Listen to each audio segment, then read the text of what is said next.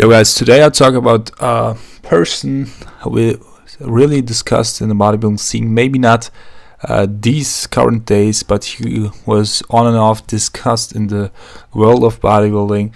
A lot of guesses and myths and everything. So I wanted to clear up some things and talk about Victor Richards. This is my first video on Victor Richards, who is not only this young kid at the age of 16 being that big, but who also got a lot of bigger, especially in the early 90s.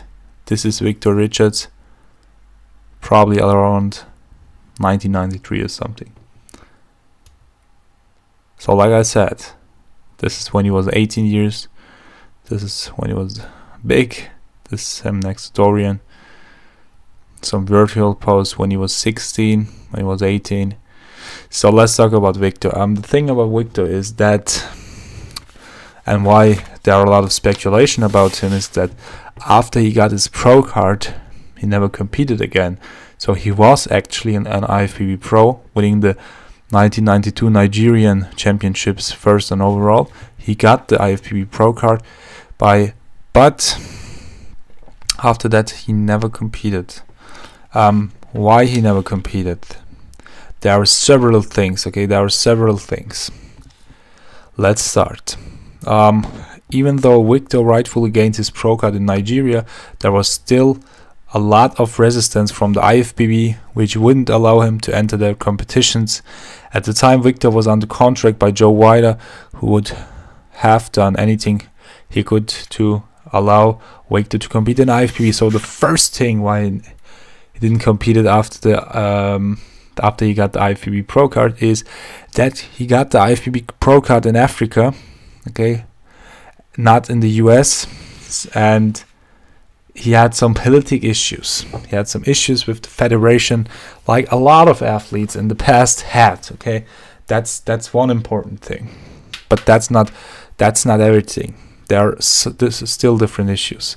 When he was in 1984, so around 22 years of age, this picture, he competed at the California Gold Club Classic, which he won.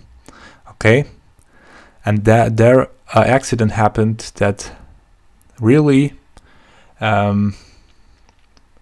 made his mindset change a lot. So let's tell it. Weighing in at 245, I don't know if he really was 245, seems a lot lighter in this picture, but that's not that important. Victor unexpectedly announced him at the California Gold Club 1984. But Victor's sights weren't set on the teenage competition. Victor's sights were set on the open class division. Victor walked on stage and came away with the heavyweight title under his belt and the overall title. This was where he became the California Gold Club champion. But something small unsettled Victor that day.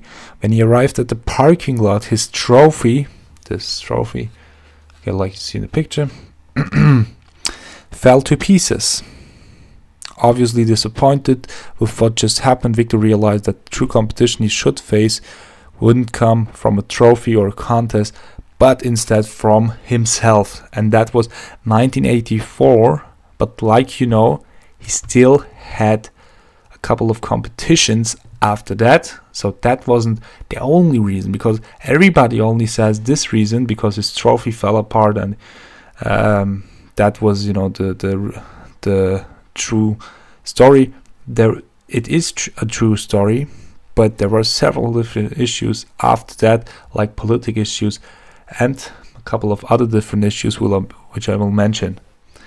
Because after the 84 California Gold Club, he still did the 1989 Mr. Barbados, which he won, the 1992 Nigerian Championships, which he won, and got his pro card. So they asked him, Victor, why you didn't compete? And he said, my calling in the sport wasn't to win titles and compete. It was to mentor people and give a voice to people that didn't feel they could speak up. I don't think I would have been able to do that and compete at the same time. I wouldn't have been able to be an advocate and voice for the athletes and the fans if I had been competing. So he reminds me a lot of Kai Green also. So the spiritual thing plays a role.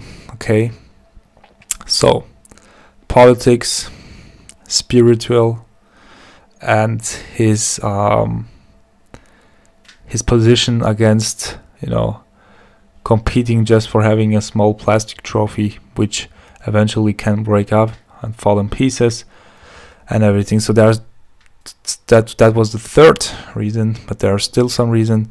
He says, I still chose not to compete because I wasn't going to compromise my principles. The feeling I got from training was so powerful, so spiritual, I wasn't going to do anything to risk that feeling. I also wasn't willing to risk my health. So health was another very important issue.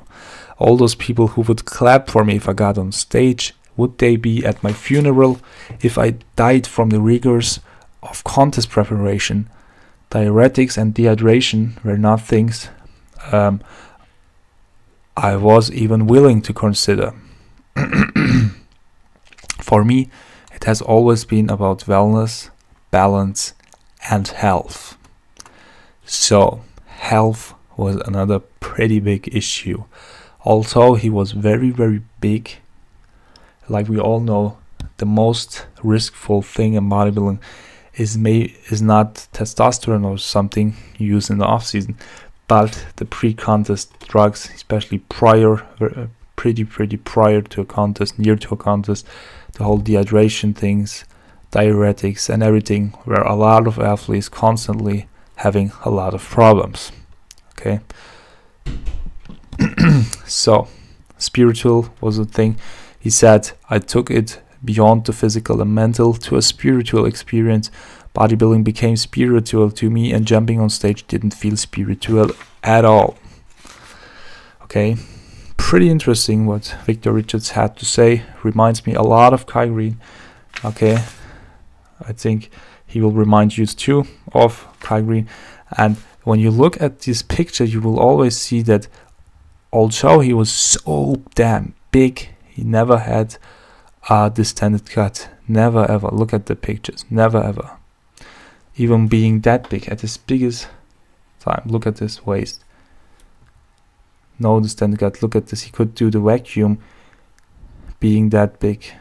Crazy. Even on off season, like you see here. So he really was a crazy athlete. And why I am talking about that, he also said that these giants of the sport could look at me and tell I wasn't on GH or insulin because my stomach wasn't distended like the rest of their champions, or the champions. Yeah. So he claims that he didn't take GH or insulin. Do you think it's realistic that he didn't take GH or insulin or both and everything? I don't know, that's what he claims, but he does seem to care about his health. So all in all, I talked about a lot of things on Victor Richards. Like I said, he did compete, but after getting pro card, he didn't compete for several reasons I just stated. And there is also the claiming, which I heard a lot on the forums, that say Victor Richards ate back in the day when he was so big, ate 30,000 calories a day. Guys, this wasn't the case. Okay, he answers the question with saying, I have never said that I consumed 30,000 calories a day daily. My statement was taken out of context by a major magazine's quack editor who wanted to make a name for himself by creating a controversy. His original question was, what is the most calories you've ever consumed in a day? I answered that I had once consumed close to 30,000 calories when I ate Caribbean and African cuisine kitchen which can be extremely high in calories. I have never claimed to eat 30,000 calories on a daily basis. So these 30,000 calories were not on a daily basis. But what was true, or what is true, is that he ate a lot of food. I know that from people who had some contact to him, or who knew him personal back in the day. It's crazy, but you look at these pictures, you see that Victor Richards was really ahead of his time. That's 1993, and in 1993 he looked like the persons, like the bodybuilders of today, basically. Okay, he could compete with the guys today, just respecting the mass. Okay, the mass of Victor Richards. He could still compete today as an IFBB pro, like 30 years later.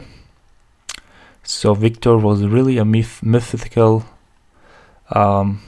special athlete that had some personal reasons, which I stated why he never competed again after getting his IFBB pro card.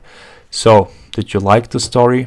I hope you liked. Give it a thumb up, subscribe to my channel.